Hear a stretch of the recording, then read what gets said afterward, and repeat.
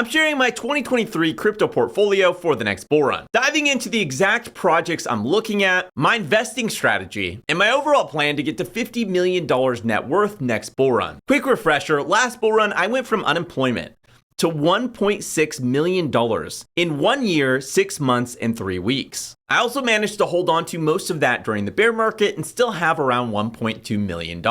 And since then, I've been grinding hard. I've been learning, I've been growing, and just striving to be a better investor so that I don't repeat the same mistakes that I've made in the past, so that I can dominate this next bull run, and so that I can hit my $50 million goal. This has involved listening to podcasts, reading books on finance, history, interest rates, liquidity, etc. Spending 2 to 3 hours a day on Twitter, just keeping up with the market and all the different things that are happening in the space, and so much more. I definitely have not been idle this crypto winter. I've grown a lot and I have no plans of slowing down anytime soon. And through all this and just my personal experience investing in the market, I've developed a strategy that I think's pretty different than most people's strategies.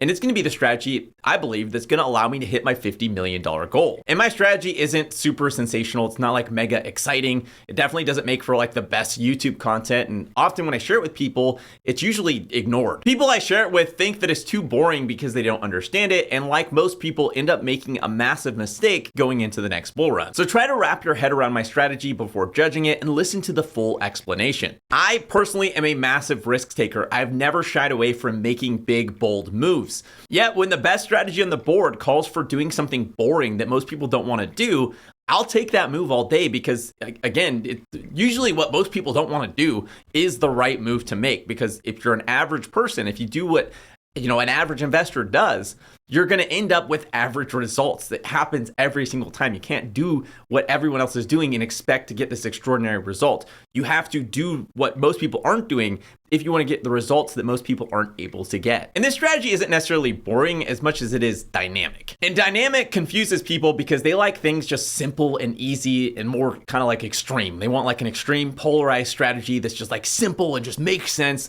where dynamic strategies kind of weave and change and adjust based on circumstances, and people don't like that. But if you want to win big, you got to stop chasing easy and learn to put in the hard work that's required to win. You don't see the top performers in the NBA just waking up and being like, oh, I'm going to go play basketball, and they're just amazing at it. Like, no, they spent their entire life. They made massive sacrifices to get that good, and they have to continue to sacrifice day in and day out every single day of the year if they want to maintain that level of performance. And there's no average person that can just wake up and like go compete with these guys without having put in that same level of work. It just doesn't work like that. But for some reason, when it comes to investing, people think different. They think that like the average person could just wake up and be like, oh, I'm going to go invest and I'm going to succeed and somehow not lose my shirt.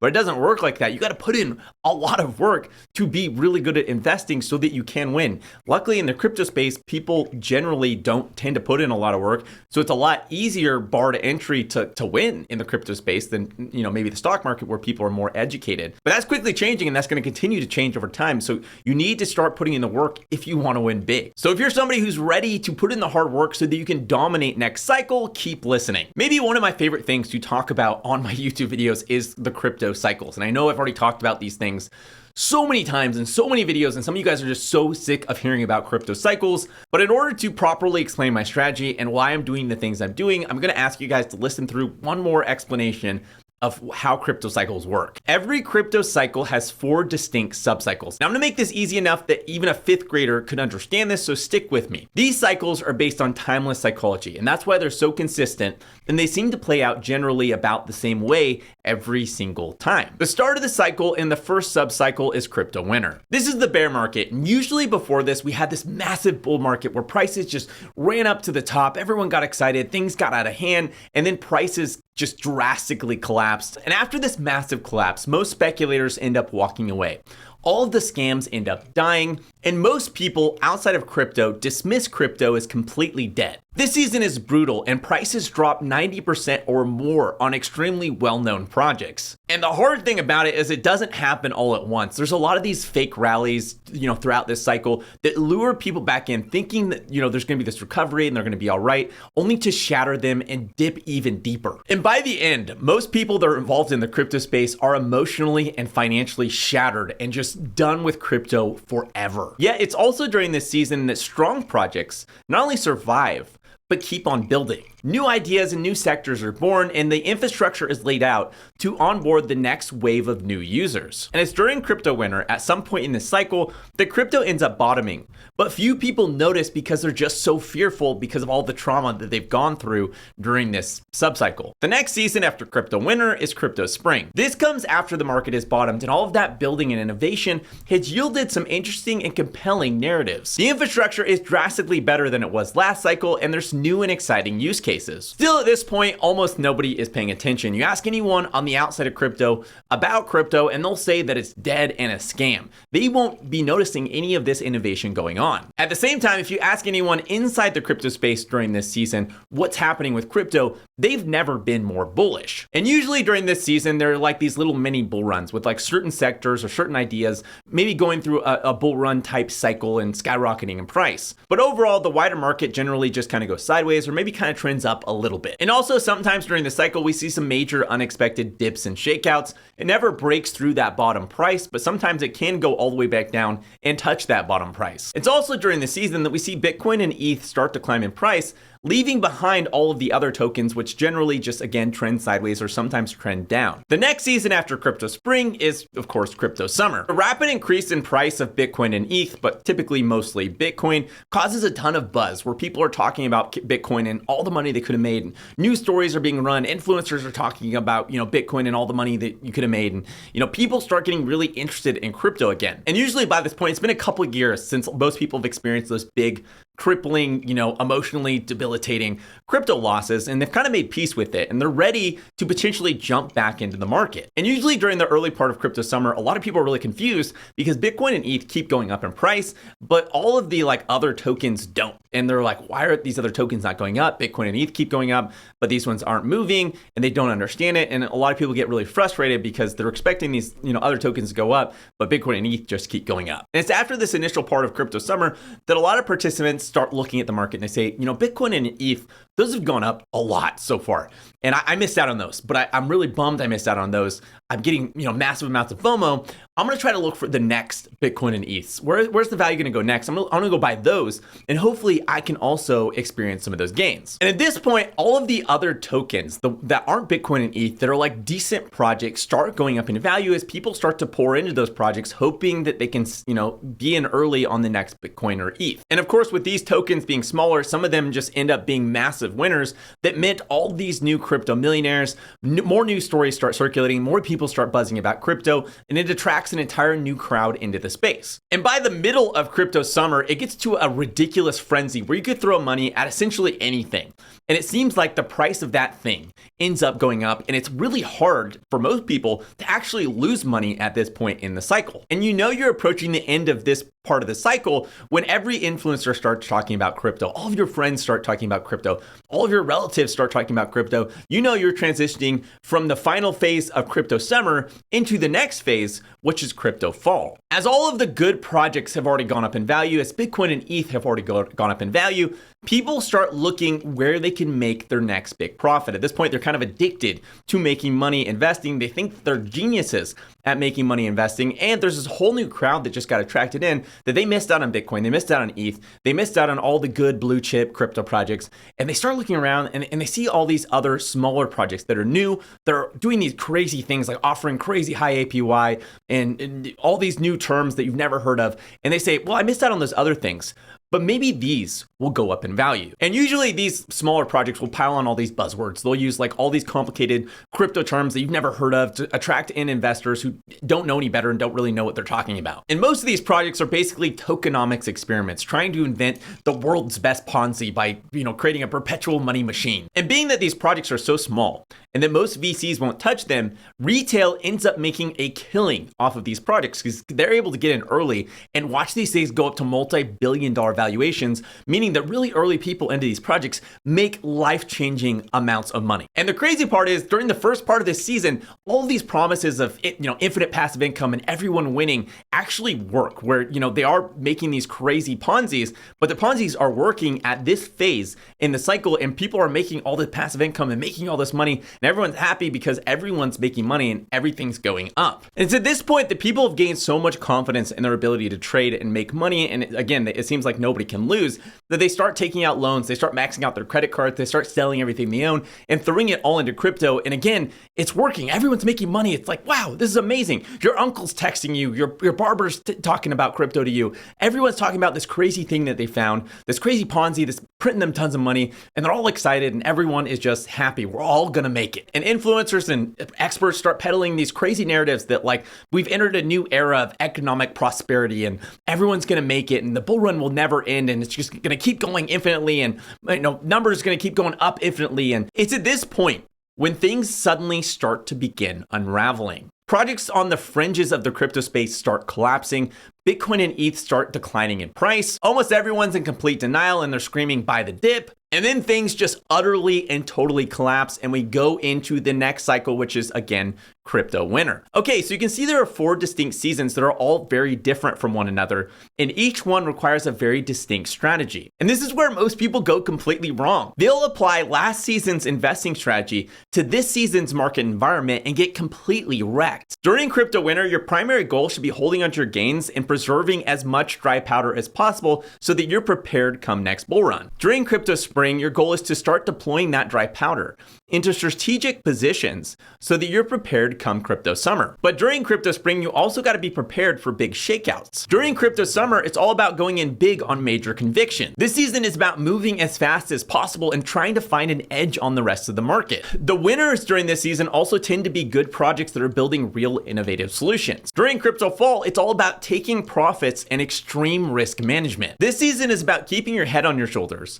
and following risk management and profit-taking rules religiously, and knowing that all of the top performers during the season are likely to be only short-term plays that won't survive the next crypto winter. And right now, it's my belief that we're in crypto spring. And my strategy is simple. Being that Bitcoin and ETH usually move up first and most of the alts stagnate, I have most of my funds, around 90% sitting in ETH, with small allocations into other projects that I'm really interested in. And I'm slowly over time increasing those allocations while keeping an eye on the market. I have a high conviction that the concept of Bitcoin and ETH skyrocketing before everything else will hold true this next cycle, especially with all of the ETFs, all of the Bitcoin ETFs that are currently awaiting approval. If those things are approved, we're definitely going to see Bitcoin skyrocket more than everything else, as well as other companies are now starting the process of applying for ETH ETFs. And it only makes sense that once we see a Bitcoin ETF approved, we're also going to eventually see an ETH ETF approved. I've pointed this out before in my video, The Bull Run is Coming, but the sheer scale of the amount of institutional capital that is ready to pour into Bitcoin and ETH is absolutely staggering. BlackRock filed for a Bitcoin ETF and it has $10 trillion in assets under management. To give you perspective, the entire crypto market cap is just over 1 trillion. So that's one private company that holds 10 times as many assets on hand as the entire crypto global market. Okay, so I have most of my capital sitting in ETH, and I've talked about in a video before why I have that. I have a couple of videos on why I'm bullish ETH if you want to check those out. But I have most of my capital sitting in ETH, but Bitcoin would work just as well. And I'm slowly deploying that capital into high conviction positions over time because I believe there's a risk of a market sell-off where, the altcoins would be affected more heavily than something like Bitcoin and ETH. I also believe that Bitcoin and ETH will appreciate in value ahead of the rest of the market. And so this is a way for me to preserve and, potentially grow my capital ahead of building larger positions in some of these other tokens before crypto summer arrives. So what other positions am I taking up to build out my 2023 portfolio? Well, here's the top 10 positions that I'm investing into for 2023. Keep in mind that none of this is investing advice. None of this is me telling you should buy these tokens. You should always do your own research, and blindly copying YouTubers is a great way to lose all of your money. Number 1 is optimism. I made an entire video on layer 2s and why I'm bullish on them if you want to check them out and go more in depth on, my thesis behind layer 2s. But in a nutshell, optimism is a layer 2 built on Ethereum. Once fully realized, it'll essentially have the same security as Ethereum minus the cost or the expenditure a blockchain typically has to pay to secure the network, plus with ultra fast transactions and ultra cheap fees. On top of that, Optimism also has this thing called the OP stack. I've talked about it in a lot of videos. I've talked about it in last week's video talking about Base Chain. The OP stack is an open source development stack that other developers can use to launch their own hyper customizable layer 2s, with this grand idea of creating what's called the superchain. Already, the OP stack is seeing some incredible adoption with major players jumping into the space, including Coinbase's Base Chain choosing to use the OP stack, and WorldCoin choosing to use the OP stack. And WorldCoin's the project by Sam Altman, the guy that founded OpenAI. I'm bullish that those projects and many other projects are going to bring more attention to OP and what's being built. I'm especially bullish on OP considering that Base Chain, which again, I made a whole video about Base and why I'm incredibly bullish on how Base is going to change the space and onboard a ton more users into the DeFi sector on chain. Base Chain doesn't have a token, and I am bullish because OP is essentially the closest thing there is to a Base token, and I believe a lot of value accrual is going to happen around OP as Base continues to scale. I also believe that OP at a certain point will be viewed as sort of like leveraged ETH. I think market outsiders are going to look around, they're going to see Bitcoin, they're going to see ETH, and they're going to see these things closely related to ETH, which includes Optimism, Arbitrum, Polygon, etc. And a lot of capital is going to flow from Ethereum. The next thing it's going to flow into, I believe, is going to be layer 2s like Optimism, Arbitrum, Polygon, etc. And I have 9 other tokens that I'm going to talk about, but really quick. If you're interested in staying up to date with the crypto market, by joining the Obsidian Council, you get access to monthly research on all the projects I'm looking at and investing into for the next bull run. In this video, I'm sharing my top 10, but there are plenty more I'm looking at and investing into, as well as I add new ones every single month. There's also airdrop guides, in-person meetups, free access to the Airdrop Masterclass course, which is a $299 course, the Node Operators course, and on top of that, I just released the Ghost Tiger strategy, which typically costs $2,000 to buy, but all members get $1,500 off the Ghost Tiger strategy. There's a link in the description if you're interested in joining. Number 2 is Pendle. Pendle is interest derivatives on chain. This is a sector I'm less familiar with personally, and I'm trying to learn, but I'll give you my best overview of how I understand it works. Pendle allows a user to take a yield-bearing token, think a staked ETH, and deposit it on the platform. The staked ETH is then split into multiple tokens that represent different things, one of which is a token that represents the future yield of that token. For example, staked ETH earns around 4% annually. On Pendle, you can tokenize that 4% and then go trade it. The net effect being that you can lock in a specific yield for a token if you believe that the yield for that token might go down in the future. For example, with staked ETH, as more people get into staked ETH, it's likely that that yield could go down in the future. So say maybe you want to lock in that 4%.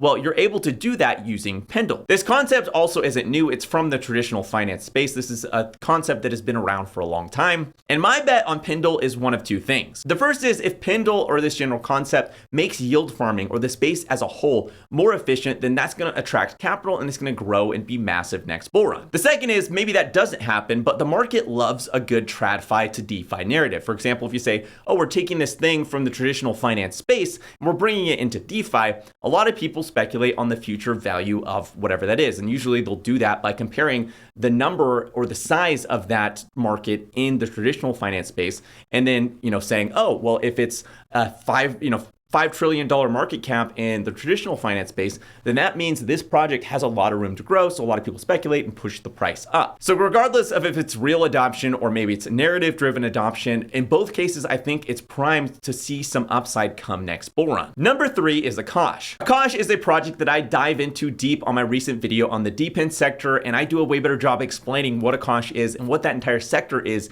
in that video than I could ever do here. So if you want to dive in deep and understand this emerging sector of crypto and why I'm bullish on it, as well as some other projects that I'm bullish on in that same sector, go ahead and check out that video. Number 4 is Uniswap. Uniswap has been making some massive moves lately. They recently announced Uniswap v4, which is a huge update to Uniswap that will introduce features not seen in any other DEX, including something called hooks. Hooks allow developers to customize and add new features to liquidity pools. And this in general allows for innovation and the creation of unique trading features. And overall, it just expands the amount of use cases within the Uniswap ecosystem. Think of kind of how when Apple added the App Store to the iPhone, how that massively expanded the amount of use cases a cell phone could have. Before that, cell phones came pre-built with like the apps that they could have on it And that was it. You didn't add any other apps to that phone. But when Apple added the App Store, it completely revolutionized the way that a phone could work and the amount of things it could do. This is kind of what these features do to Uniswap. They allow sort of like an app economy to be built around these liquidity pools. And hooks are just one of the features that come with Uniswap V4. There's a ton of other features that come as well.